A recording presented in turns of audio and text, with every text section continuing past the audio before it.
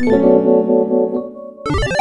2021 was an awful year for AAA multiplayer games, especially the shooter genre. One common thing that I noticed when playing modern multiplayer shooter games is that it's chasing trends to try and appeal to a mass audience. Don't even get me started on the microtransactions, but that's a topic for another day. Now, there is nothing inherently wrong with trying to appeal to a general audience, but I'm going to tell you why trend chasing is mostly bad for video games. But before I get to that, let me tell you a story.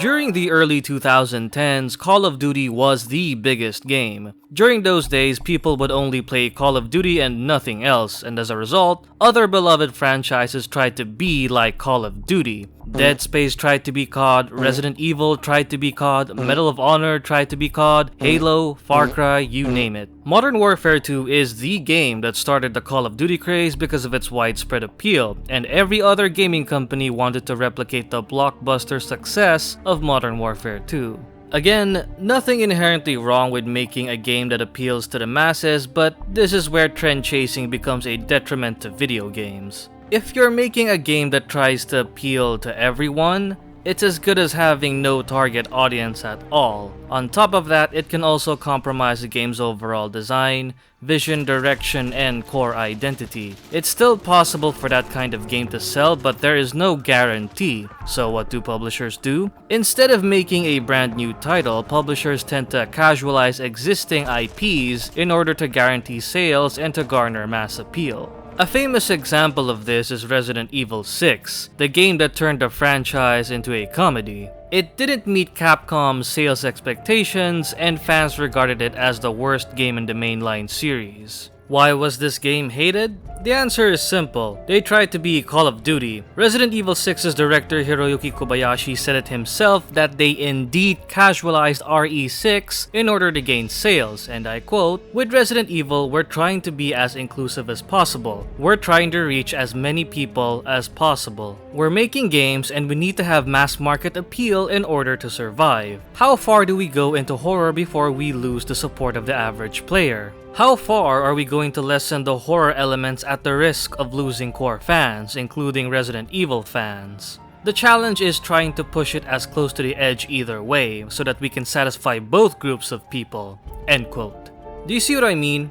RE6 was trying to become something it's not. It changed in ways that strayed too far from what made the series great. I understand that game franchises can evolve in ways that it can move from the original art direction to a completely brand new design, and developers have every right to change their games to meet their vision. Change and innovation is just a natural part of the medium. Just look at the recent God of War games. But the failure of Resident Evil 6 is the reason why the franchise went back to its roots with Resident Evil 7. They realized that appealing to everyone appeals to no one. You can't be multiple things at once, and you most certainly can't please everyone. This is why a core audience is important. Not only is it a guarantee for potential buyers, but it can also help you identify your game's demographic.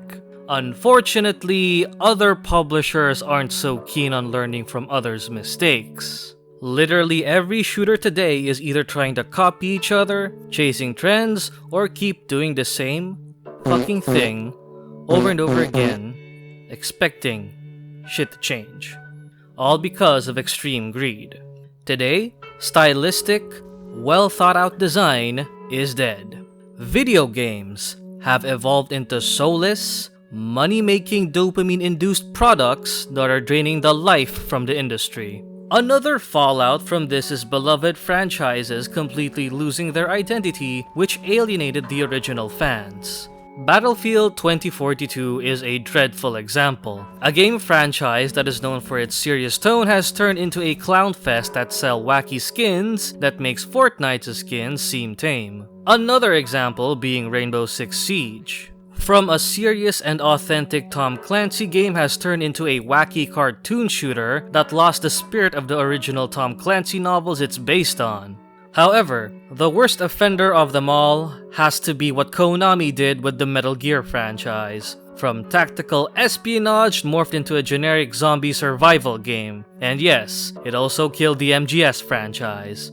Do you see what's happening? History is repeating itself. What happened a decade ago is happening again, but to a worsened degree. Years ago, everyone wanted to be Call of Duty for mass market appeal. Now, everything wants to be either an esport or a battle royale. Look, I have nothing against esports or the battle royale genre, but not every game has to be a battle royale. Not every game has to be made an esport. Not every game doesn't have to compete against Fortnite or Apex Legends, and not every game has to be for everyone. It makes games feel monotonous.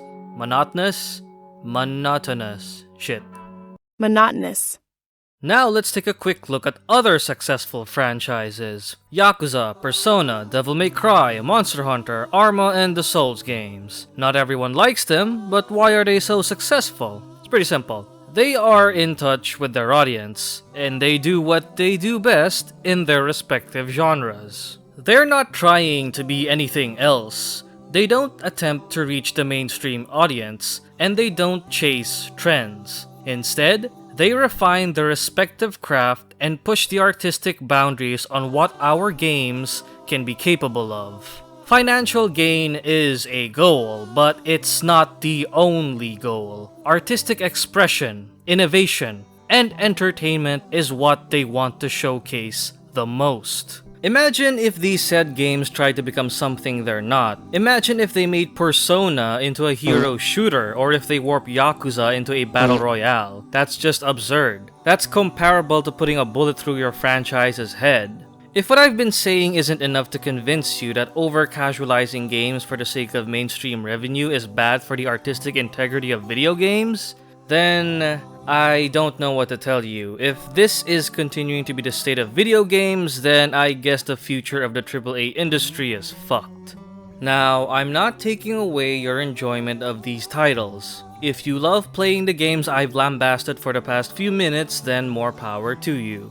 Don't let someone from the internet tell you otherwise. However, if you crave for something different from major developers, something bold and innovative unlike the factory standard crap they churn out every year, then I think my point still stands.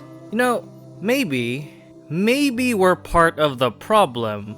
We complain every year that these games are the same, and yet we keep buying them. It's a vicious cycle that hopefully many of us need to outgrow. Because if we grow, maybe they will as well. So yeah, that's all I have to say for now. If you made it this far in the video, thanks for watching until the very end. Sorry I haven't uploaded for months. Things have gotten busy, but don't worry, I ain't letting this channel die just yet. I do have some other projects that I've been working on, so hopefully stay tuned for that. I also want to thank Paolo for helping me edit the script for this video. If you need a writer, a link to his Fiverr account will be in the pinned comment. But anyway, I won't take any more of your time. Thanks again for watching until the very end. I hope you enjoyed, and as always, this is Dre, and I'll see you when I see you. Take care.